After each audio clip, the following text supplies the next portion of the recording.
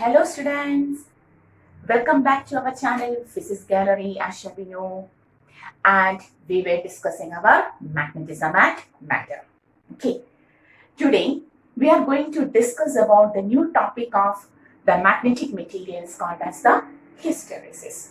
So today's topic is hysteresis. Let us start. So what is this hysteresis? We have classified the magnetic substance into three in the last class, such as dia, para, ferro, based on their magnetic behavior, based upon the value of their magnetic elements like susceptibility, permeability, and so on. Okay, and among the three magnetic materials which we have discussed, dia, para, and ferro, the most effective magnetic material which we commonly use is ferromagnetic. And today we are going to discuss about a special topic of ferromagnetic substance alone. That is, the topic is called as hysteresis, and hysteresis deals only with ferromagnetic substance. Okay, so we are going to discuss about the ferromagnetic substance. And in order to discuss the property of this ferromagnetic substance, we are going to plot a graph. The H magnetizing field intensity H versus magnetization M graph. Okay, so what is our graph? Our graph is H versus M graph. Do you remember what is this H and M? H, magnetizing field intensity or magnetizing field vector, which is the total magnetic property attained by a body due to its own magnetic moment and also due to the presence of external magnetic field. Last lecture we have discussed it in detail. And magnetization is the magnetic moment developed per unit volume. Okay, so we are going to plot a graph of H versus M for a ferromagnetic substance. So, how we have taken this H and M? In the last class we have discussed that in order to magnetize a ferromagnetic substance, we have taken a solenoid. When current begins to pass through it, it produces a certain magnetic field, and the magnetic substance kept inside this current carrying solenoid shows certain magnetizing field vector. When current passes, B due to the solenoid occurs, and due to the presence of this B, the body attains H. As a result of H, it begins to gain M. Okay, that is, in the presence of the magnetic field due to the current carrying solenoid, any magnetic substance, now we are discussing about the ferromagnetic substance. The ferromagnetic substance attains a magnetizing field vector, also called as the magnetizing field intensity. And due to the presence of this magnetizing field intensity, it attains a magnetization M also. That is, we are going to plot a graph of H versus M for a ferromagnetic substance. Okay, so taking the axis, this is our y-axis and this is our x-axis. Okay, and origin. We are going to discuss about the things, that is, when current I is equal to 0 in the solenoid, the magnetic field attained by the solenoid is 0. When magnetic field of the solenoid is 0, H is equal to 0, M is also equal to 0. That is, when there is no current in the solenoid, every H, we are plotting H on the x-axis and M on the y-axis. Okay, H versus M graph. That is, when I is equal to 0, H is equal to 0, M is also equal to 0. Okay, if there is any problem related to this H and M, just go to the lecture 5 of moving magnetism and matter, Physics Gallery, Ashwini. You will get everything about this H, M, etc. Okay, so when current I is 0 in the solenoid, H is 0, M is also equal to 0. Now, we are slightly gradually increasing the current. When I increases, H also increases. Increasing the magnetization, M also increases. So when I is increased, H increases, M also increases. Okay, but the relation between H and M, but the relation between H and M are not or is not linear. Is not linear. We understood when H increases, M also increases, but the graph is not linear graph. A graph is not changed like this. Okay, clear? A graph is as H increases, when the current in the solenoid, suppose initially the current is in clockwise direction. The current is in clockwise direction. We are taking the current in clockwise direction. When the current in clockwise direction is increased, H increases, H also increases, M also increases, but the relation is not linear. That is, the graph goes like this. The graph goes like this. And finally, it attains the maximum value, saturation, at a point A. Beyond this point A, we cannot increase both H and M. That is, and it attains saturation at A. Clear? So what happens? We slightly increase the current in the solenoid. When the current in the solenoid is increased in clockwise direction, the magnetic field produced by the current carrying solenoid also increases. As a result, the ferromagnetic substance inside the solenoid attains H. When I increased, H increases, and when H increases, M also increases. So, H and M are increasing, but their relation is not at all linear. What happens? A graph is obtained like this, and finally it attains magnetic saturation. Which type of saturation? Magnetic saturation at A. Clear? It attains magnetic saturation at A. Beyond this point A, we cannot increase the saturation. We cannot increase the magnetization, not saturation. We cannot increase the magnetization of this ferromagnetic substance. Okay, this is the point of magnetic saturation. Okay, so now we are going to decrease the current I in the solenoid because the maximum condition of saturation is obtained. So in order to understand the property of the material, now we are going to decrease the current. In the third step, we begin to decrease the current I in the solenoid. When I decreases, automatically H decreases. When H decreases, automatically M also decreases. Okay, we are going to decrease the current I. When I decreases, H magnetizing field intensity decreases, automatically M also decreases. But what is the speciality? The decrease in M will be not at all in the same rate as the decrease in H. That is, there is a lagging of M behind H. Yet when I is decreased, H decreases. M also decreases. But there is a lagging of M behind H. M cannot decrease in the same rate as H is decreased. Clear? M cannot decrease in the same rate as H decreases. We can write M here. M cannot decrease in the same rate as H decreases. Okay, that is, there is a lagging. We will write, that is, there is a lagging of M behind H. There is a lagging of M behind H, and this lagging is called as hysteresis. The lagging of M behind H is called as hysteresis. Okay. The lagging of M behind H is called as hysteresis. Okay, clear? Okay, so what is hysteresis? When I is decreased, H decreases, M also decreases. But the rate of decreasing M is smaller than that of the rate of decreasing H. So what happens? There is a lagging of M behind H, and this lagging is called as the hysteresis. This lagging is called as the hysteresis. Okay, the lagging is called as hysteresis. Clear?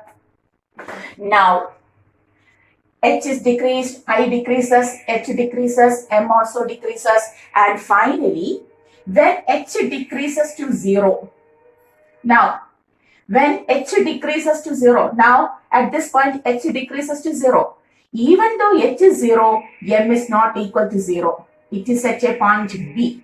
It is at a point B.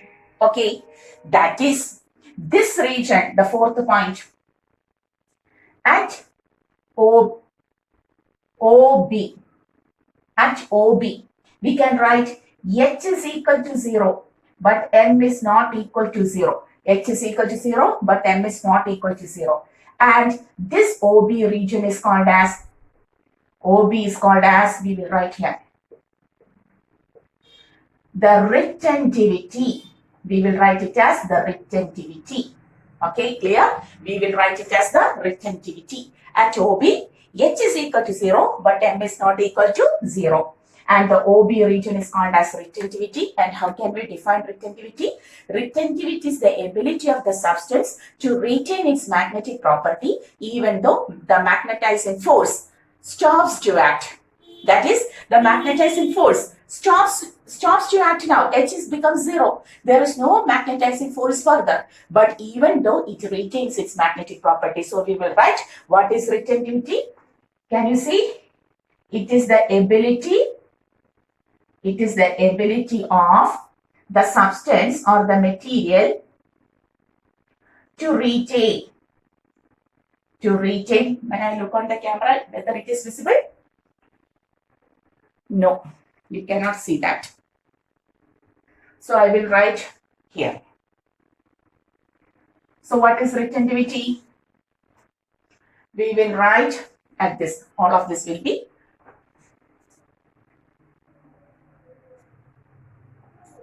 okay. So remaining of this retentivity, it is the ability of a material, ferromagnetic material, to retain its magnetic property even if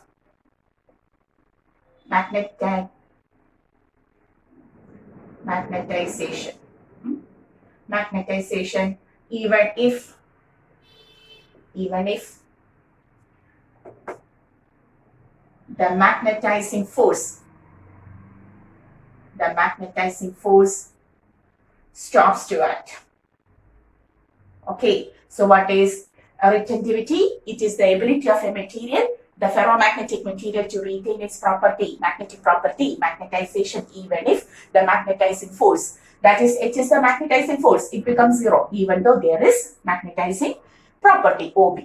Okay, and this OB region is called as the retentivity. Clear? Now, I is 0, H is 0, but M is not equal to 0. Therefore, in order to know when this M becomes 0, in order to understand when this M becomes 0, in the next step, what we do, fifth step, that is, we reverse the direction of current. Reverse the direction of current. We reverse the direction of current. That is, now the current is in anti-clockwise direction. I anti-clockwise. Okay. And the current I is increased. What happens when the current I is made in anti-clockwise direction and is increased? H goes to negative region. H moves to negative region. M also decreases. When we reverse the direction of current, H moves to, H is already 0 here. H moves to the negative region. M also decreases. And finally, at C. The graph will be like this. We can see when H goes to negative region, M decreases, and finally at C. Okay, this is the C region. At C, At C, M becomes 0, but H is not equal to 0. At C, M becomes 0, but H is not equal to 0. And OC region is now called as coercivity. The OC region is now called as the coercivity. So what is coercivity? That is, this is the maximum condition at which it stops to act. The magnetization becomes 0. It is the condition of complete demagnetization of the body. It is the condition of complete demagnetization of the body. The body completely demagnetize. Okay. At OC region. The body completely demagnetized at the OC region. Clear? So what happens? Initially I was 0, H was 0, M was 0. As I increases in clockwise direction, H increases, M increases. But the graph is not at a linear graph. And finally, it reaches the saturation, magnetic saturation at A.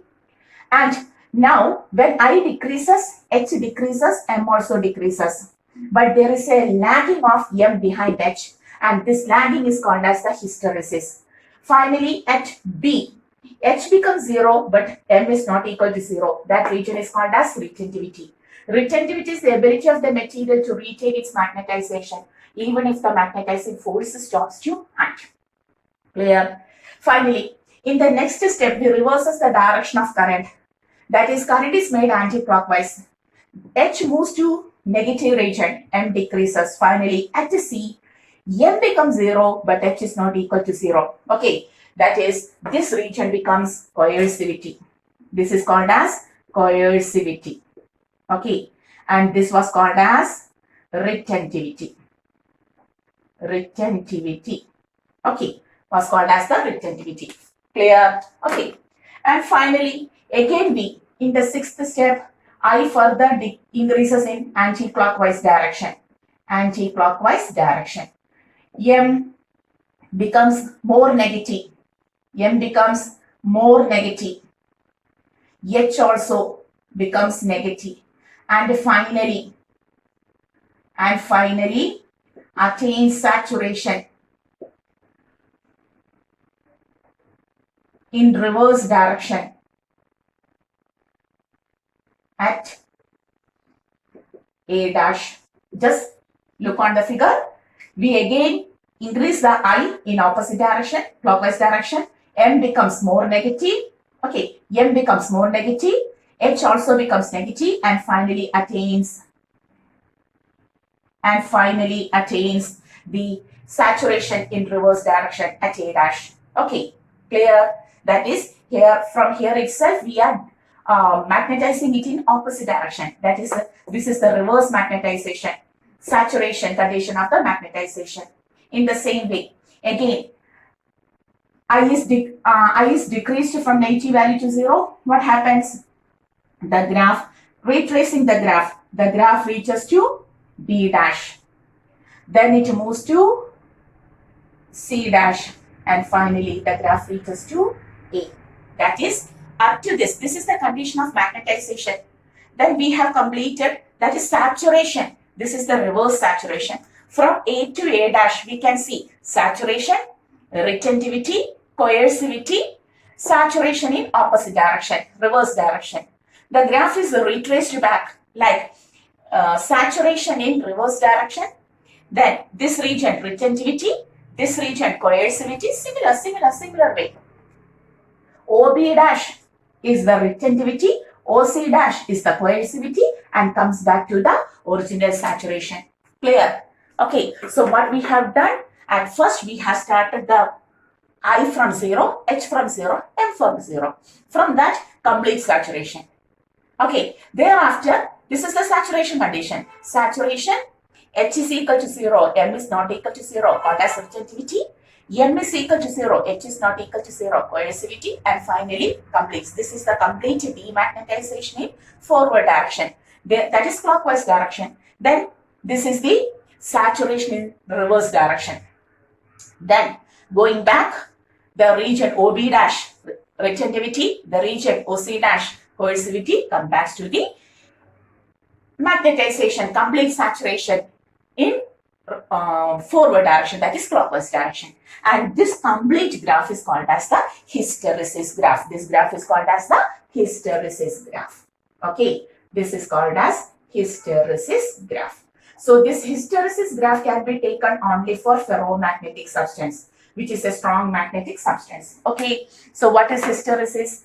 A complete cycle. This is a cycle of magnetization at A, demagnetization at C, magnetization at A dash in reverse direction, demagnetization at C dash in reverse direction, and coming back to magnetization at A. Okay, and this complete cycle is called as the hysteresis graph. And in hysteresis graph, we got two new values called as the retentivity and the coercivity. Clear? So this is the hysteresis graph. So what we have taken in the hysteresis graph, at first we have taken the H versus M graph of a ferromagnetic substance. We have taken I0, solenoid I0, B0, H0, M0. Okay, when it is increased from, current is increased from zero value, H increases, M increases, reaches the saturation at E. When I decreases, H decreases, M also decreases, but there is a lagging, and that lagging is called as the hysteresis. Finally, when H is equal to 0, M is not equal to 0, OB region, retentivity, it retains its ability of magnetization even though the magnetizing force stops to act. Then I is reversed in opposite direction. Then H decreases to negative value, M also decreases, and finally at C, M becomes 0, H is not equal to 0, and that property is called as the coercivity, the complete region of demagnetization. I is further increased to negative to reverse direction. H again increases to negative value. M also increases to negative value, reaches to the saturation at A dash in reverse direction. This is the saturation of A dash in reverse direction. Then repeating the whole process. This was one process, repeating the whole process. OB dash retentivity, OC dash coercivity, finally saturation at E. Okay, and the whole graph is called as the hysteresis graph. Very important, very important. So take this much of topic, hysteresis graph. Clear? Have to take all of the topic, very important. And now we are going to the remaining portion. That is, hysteresis graph is very important. This hysteresis graph, which is a loop, and the loop gives us, at first we have taken saturation at A, then gone to C dash, that is saturation or magnetization. We will write magnetization at A, then demagnetization at C, then magnetization in reverse direction at A. Okay, at A dash. Then demagnetization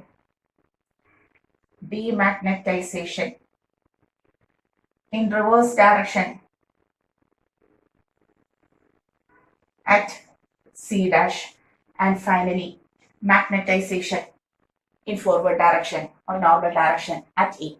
This complete cycle is called as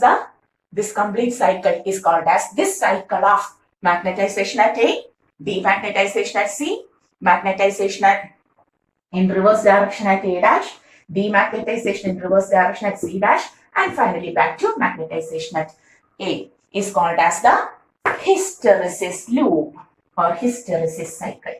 This cycle is called as the hysteresis cycle or loop. Okay. And by looking on this hysteresis cycle, we can find which type of material is this. Okay, which type of ferromagnetic material is this? On looking on this hysteresis cycle, we can find which type of ferromagnetic substance is this. Okay, so may I rub from this region?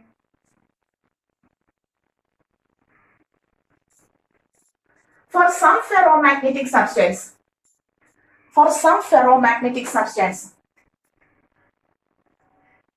the retentivity will be high. They attain high retentivity. They will have high coercivity. Also, they will have high permeability.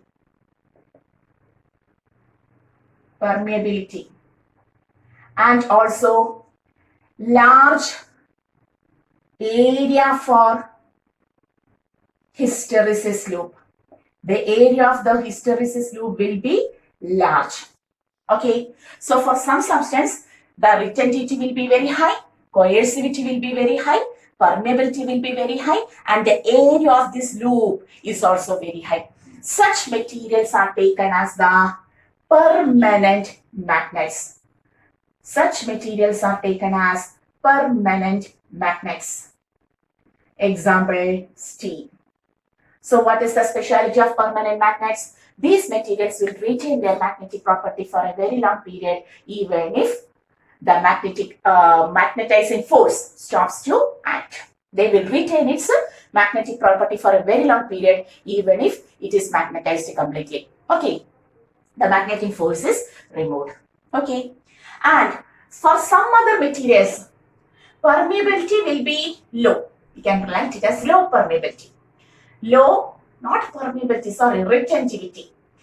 The retentivity will be low. The coercivity will be also low. But high permeability. But they have high permeability. And finally, low area for hysteresis loop. Low area for hysteresis loop. Okay, that is the only specialties. Their permeability is high. All other factors are low. Such materials are taken as temporary magnets. Temporary magnets, which are also called as electromagnets. Okay, that is the material having low retentivity, low coercivity, high permeability, low area of hysteresis loop. Act as temporary magnets. They act as magnets only in the presence of external field. When the external field is removed, their magnetic property is also removed. They are also called as the electromagnets. Normally, okay, certain materials are taken as the temporary magnets. Okay, and there are also certain speciality for materials, like in some materials, everything low retentivity, we can see, then low coercivity, everything is low, then low permeability, and fourth one, low area of hysteresis loop. And such materials are used, very important, such materials are used for this type of materials where each factor is low, is used for core of transformers. We use it as core of transformers, and also coils in generators, etc. All of these are new questions, which is very important for assertion, reason type. Okay, so materials are classified into different types based on their hysteresis activity. Ferromagnetic substance, some of the ferromagnetic substances are permanent magnets. Some of the ferromagnetic substances are taken as temporary magnets. Some of the ferromagnetic substances are taken as core of transformers and coils in generators. So which is the property which determine whether they act as permanent magnet, whether they act as electromagnets or temporary, or whether they are used for core in transformers or coils in generators. Clear? Okay. And these are the specialities. Take the notes this much.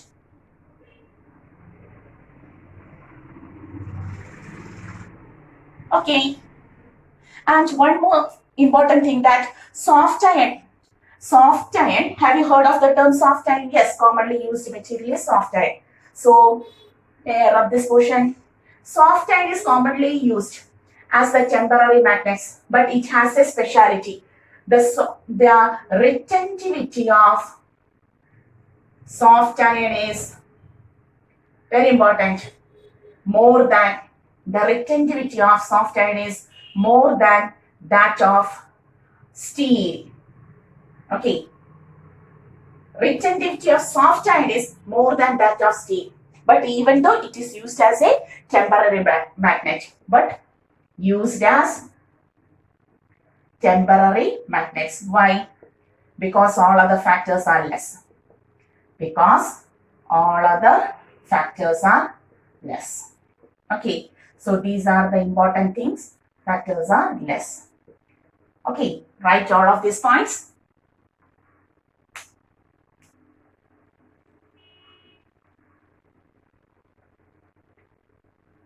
Clear. So what is the speciality?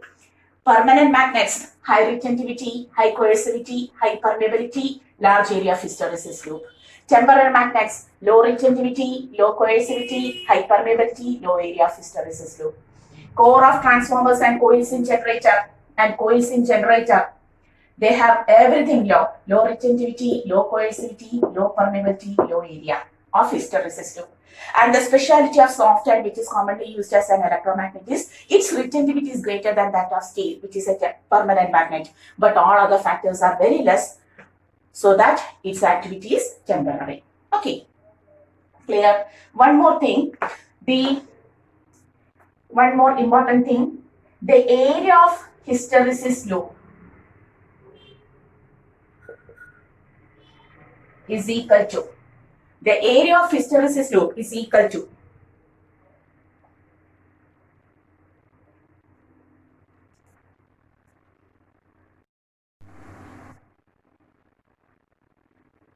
the area of hysteresis loop is equal to will give the energy lost during hysteresis.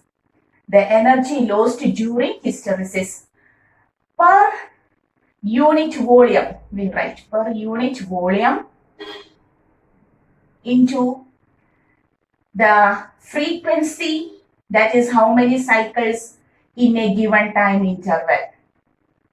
What is the specialty of area of hysteresis loop? That is, the area of hysteresis loop will give the energy lost. You may write the area of hysteresis loop will give the energy lost during this process of full magnetization and demagnetization, full process. Okay, so the area of this hysteresis loop will give the energy lost per unit volume of the material for each cycle. If we have taken 2 cycles, then you have to take 2 cycles of energy. Okay, in a given time interval. So what is the specialty of area of hysteresis loop? The area of hysteresis loop will give the energy lost per unit volume in given frequency in a given time. Frequency means number of oscillations. What is frequency? Frequency means the number of these loops. Clear? Or we will write area is equal to energy lost per volume into frequency into T, or energy lost is equal to VAFT. Okay, where V is the volume of the material taken, ferromagnetic material taken. A is the area. F is the frequency, the number of the magnetization, demagnetization cycle we have taken, and T is the time. Okay, so all of these are the specialities of the hysteresis graph. Clear? Is there any doubt related to the hysteresis graph? Okay, which materials are used as permanent magnets? Which materials are used as temporary magnets or electromagnets? Properties of such materials.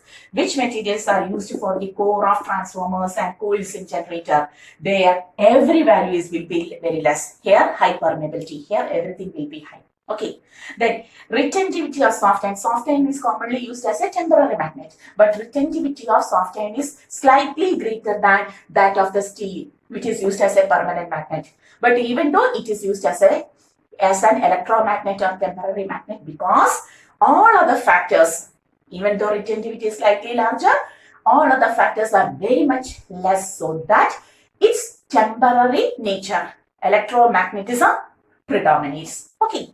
And what does the area of the hysteresis loop will give? The area of the hysteresis loop will give the energy lost per unit volume of the ferromagnetic substance taken in a given cycle of magnetization. in a given time interval. Okay, energy lost per unit volume into frequency into time. Frequency means 2 times cycle, 3 times the cycle taken, 4 times the cycle taken, and so on.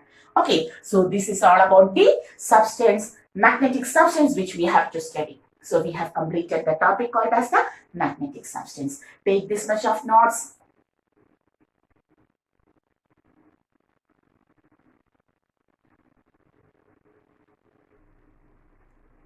So now we are going to certain numericals related to the topic.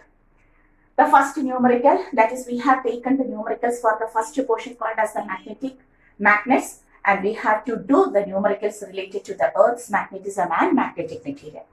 So, this is the question from Earth's magnetism. The vertical component of Earth's magnetic field at a place is √3 times the horizontal component.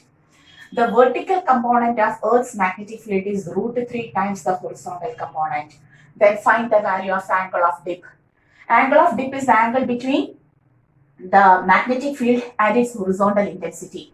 There we have discussed tan of angle of dip is equal to vertical magnetic field by horizontal magnetic field. That is, tan D is equal to √3 times BH by BH.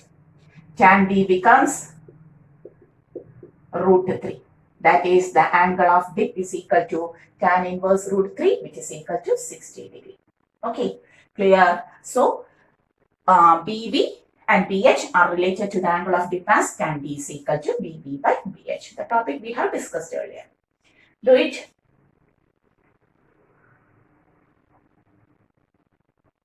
So, we are going to the next question. Calculate the Earth's magnetic field at a place where the dip angle is 60 degree. Here the dip angle is given as 60 degree. And the Earth's horizontal component of Earth's magnetic field, BH is equal to 0.3 cos. So we have studied the Earth's magnetic field at a particular point is resolved into two components. The horizontal component, which is equal to B cos of dip angle, and the vertical component, which is B sine of the dip angle. So here BH is given. We will write BH is equal to B cos dip angle, where B is the net magnetic field of Earth. So 0.3 Gauss is equal to B into cos 60, which is equal to 1 by 2, or B is equal to 0.6 Gauss. So what is the magnetic field at this region where the horizontal component is only 0.3 Gauss and angle of dip is 60 degree, 0.6. Clear? Take simple problems.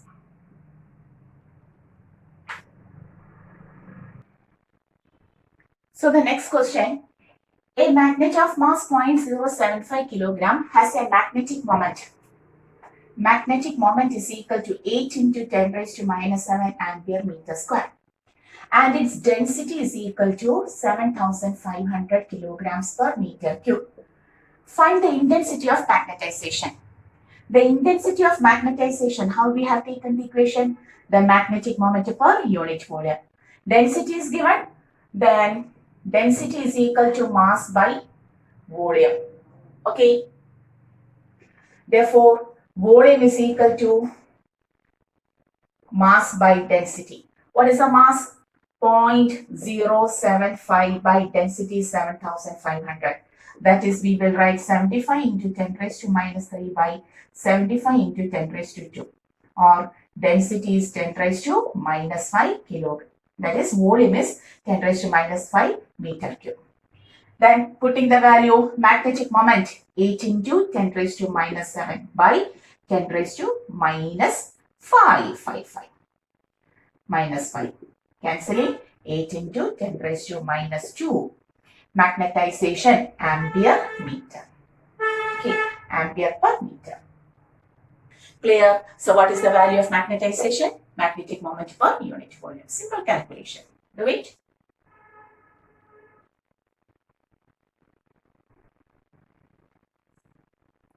The next question. A paramagnetic substance of susceptibility 3 into 10 raised to minus 4 is placed in, that is, chi value is given. Chi is equal to 3 into 10 raised to minus 4. Susceptibility is placed in a magnetizing field of 4 into 10 raised to minus 4 ampere per meter. That is, H is given. Okay. Calculate the intensity of magnetization. We know The susceptibility is the ratio of magnetization to magnetizing field vector. So M is equal to chi H. 3 into 10 raised to minus 4 into H. 4 into 10 raised to minus 4 or plus 4. Sorry, plus 4.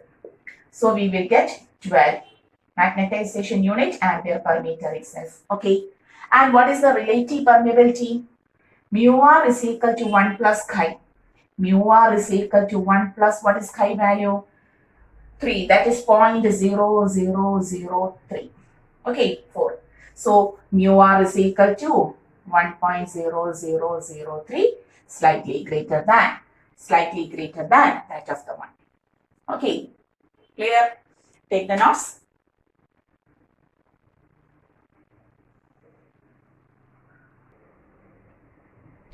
The magnetic susceptibility of magnesium at 300 Kelvin is 1.2 into 10 raised to minus 5. Calculate its susceptibility at 200 Kelvin. We know magnesium is paramagnetic. Which type of material? Paramagnetic. And for a paramagnetic substance, chi is inversely proportional to temperature. So we will write chi 1 by chi 2 is equal to T2 by T1. Chi 1 is 1.2 into 10 raised to minus 5. Okay, by chi 2 we have to find T2, the second temperature is 200 Kelvin. And what is the first temperature? 300 Kelvin, correct? That is, at a 300 Kelvin temperature, its chi value is 1.2 into 10 raised to minus 5. At 200 Kelvin temperature, what is its chi value? Okay, inversely proportional. This is T1, this is T2. This is chi 1 and we have to find chi 2, or chi 2 is equal to 1.2 into 10 raised to minus 5 into 3 by 2 zeros cancelled, 3 by 2. Okay, 1.2 into 1.5, or we will write 0.6 into 3 into 10 raised to minus 5. 1.8 into 10 raised to minus 5 is the chi value at 200 Kelvin. As the temperature increases, chi value decreases. Okay, as the temperature decreases, chi value increases. Clear?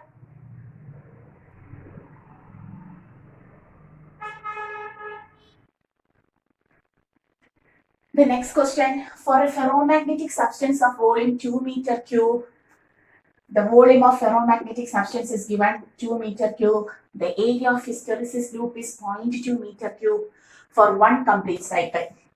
The area of the loop is equal to 0.2 meter square. Find the energy lost. We want the energy lost. Okay. For 10 such cycles, the frequency is 10. Carried out in 1 minute. Time interval is 1 minute, which is equal to 60 seconds. So, what was the equation for energy lost during hysteresis? V into volume of the material into area of the loop into frequency into time interval. That is, volume is, do you remember? 2 into 0.2 meter square into frequency is 10 into time is 60 seconds. So the answer is 2 into 60. 6 4 is 24. 240 joules of energy is lost during the 10 cycles of hysteresis loop for such a ferromagnetic substance. Okay. Take.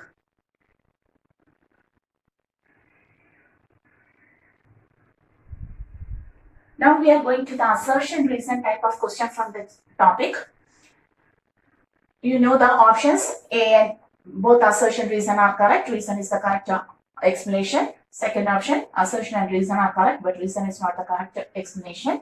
Third, assertion true, reason false, and fourth one is both assertion and reason are false. So today the first question is, if a compass needle be kept at magnetic north pole of Earth, the compass needle may stay in any direction. True or false? If a compass needle is kept in the north pole, magnetic north pole, at magnetic north pole, we know what is the specialty of magnetic north pole? There BH is equal to 0 and only BV, the vertical component, is present. Okay. And the compass needle always rotates in the horizontal plane, which makes an angle with the horizontal.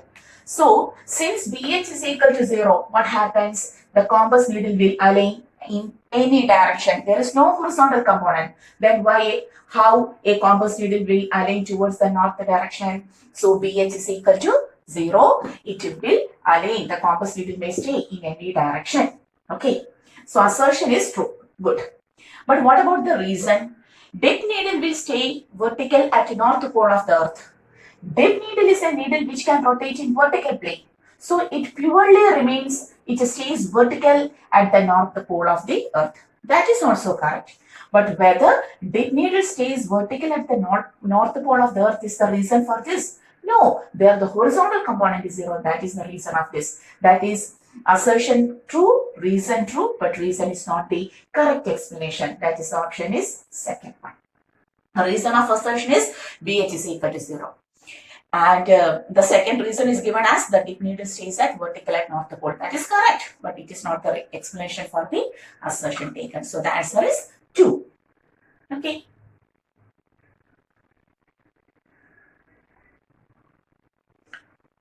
The second question. Poles of a magnet can never be separated. All of us know isolated north pole cannot be obtained, isolated south pole cannot be also obtained. And the reason this is true, correct. Reason, since each atom in a magnetic material is a magnet in itself, correct. We have discussed it in its theory. When a magnet is cut, what happens? Each magnet, tiny magnet, which is also a magnetic dipole, okay, act as each atom in the magnet act as the magnetic dipole. What happens when a magnet is cut into 2 pieces? Each piece becomes a magnet. That is correct.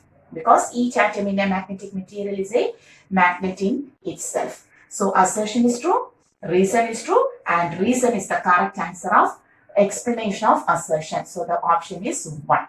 The correct is 1. Okay. Simple method.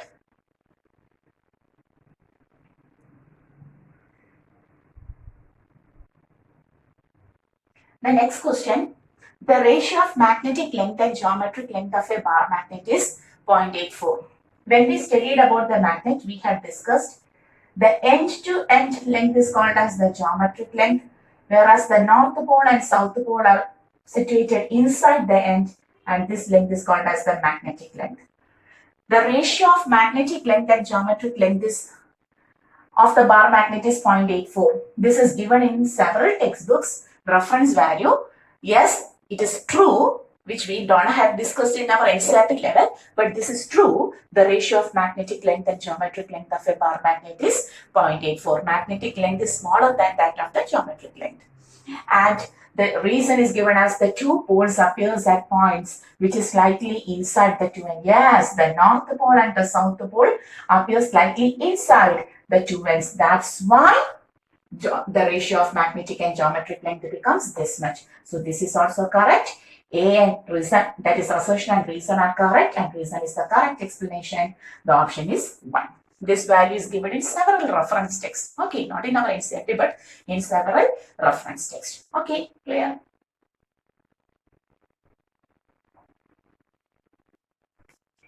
Next question. According to the Gauss's law in magnetism, surface integral of the flux is equal to, that is B dot ds is equal to 0. Is it true or false? The magnetic flux, the surface integral of magnetic flux B dot ds is already, this is the surface integral representation. Sometimes we will write it as like this or like this.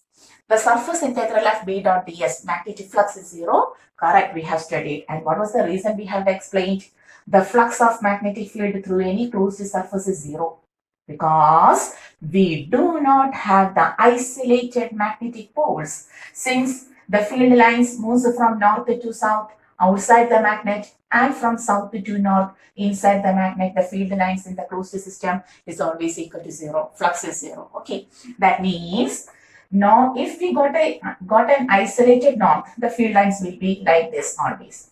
If we get a south pole, but we never get isolated north and south pole, therefore the magnetic flux inside a closed surface is always equal to 0. That is the reason is also correct, and the answer is first one. Both assertion and reason are true, and the assertion is the correct explanation of reason. Okay, take the notes. Next is, Materials with a negative value of electric susceptibility are diamagnetic. Surely, materials with a negative value of electric susceptibility are diamagnetic. Very small values are positive are para, very large values and positive are ferro. So this is correct. Reason, since there can be no magnetism in vacuum, therefore its electric susceptibility is zero. Yes, in vacuum we cannot see any magnetism. Therefore, for such material the electric susceptibility will be zero. That is also correct. Vacuum we cannot see any magnetism. If there is no magnetism, whether there is susceptibility. Susceptibility is the factor which proves the magnetism of the body, whether it is negative, positive or large. In vacuum, no magnetism. So, susceptibility is zero. This is also correct. But whether this reason is the correct explanation for the negative susceptibility of diamagnetic substance? No. Diamagnetic are negatively, materials having negative susceptibility. It's correct. Vacuum, there is no magnetism, so susceptibility is zero. It is also correct. These are two different statements without any relation. That means both assertion and reason are correct, but reason is not the correct explanation for assertion. The option is the second one.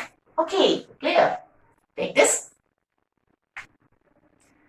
Next one, the susceptibility is directly proportional to absolute temperature for a paramagnetic substance. Correct. According to Curie's law, for a paramagnetic substance, the susceptibility is inversely proportional to temperature. So the assertion itself is wrong. Okay, if assertion is wrong, option will be 4. Once more, we have to take to the reason also. The number of current loops in a paramagnetic substance is extremely limited. No, the number of paramagnetic substance is a good magnetic substance. The number of current loops in it is greater, larger, but less than that of ferromagnetic substance, even though it is a good magnetic substance. So this is also wrong. Okay, that means both the assertion and reason are wrong. The option is 4th one. Clear? Next one, cutting a bar magnet into 2 equal pieces perpendicular to its length. There is a bar magnet. We are cutting this bar magnet into 2 equal pieces perpendicular to its length. This is the length. We are cutting it perpendicular to length. Produces magnet of same pole strength but half of the dipole moment. Here the small tiny north pole is present. Here the small south pole is present. So initially before cutting, what is the magnetic moment? Pole strength P into the charter length, commonly taken as 2L. This was. When it is cut into 2 equal pieces through an axis perpendicular to the length, the pole strength remains same, P is same. But what happens to the total length? This length is 2L, now the length becomes 2L by 2. That is, the new moment of each piece becomes the half of the initial. So whether this condition is provided, once more read the assertion. Cutting a bar magnet into 2 equal pieces perpendicular to its length produces magnet of same pole strength. Yes, the pole strength is same. This region, this becomes south, this becomes north, having the same strength. Pole strength is same, correct. And half the dipole moment, that is also correct. The dipole moment becomes half because the length becomes half, not because of the pole strength is half. Pole strength is same, but since the length becomes half, the magnetic moment becomes half. Correct. Now, what is the reason? Work done in cutting the magnet reduces the dipole moment. The dipole moment reduces to half. We had seen that. Whether this half value of dipole moment is due to the work done in cutting the dipole? No. Because of during cutting, the length reduces to half. That's why the moment reduces to half. Or whether I have done so much work, that's why the moment reduces to half. No, this statement is extremely wrong. Okay, that means assertion perfectly right. Reason false. The option is third one. Okay, so we have completed the numericals related. This is the board level numericals. We will go to the competitive method of numericals in other sessions. Okay, so today we have completed the whole topic of magnetism and matter with numericals. So hoping all of you understood the topic and you will study the topic very well. And till the next class, This is your channel, Physics Gallery, Asha Bino. See you.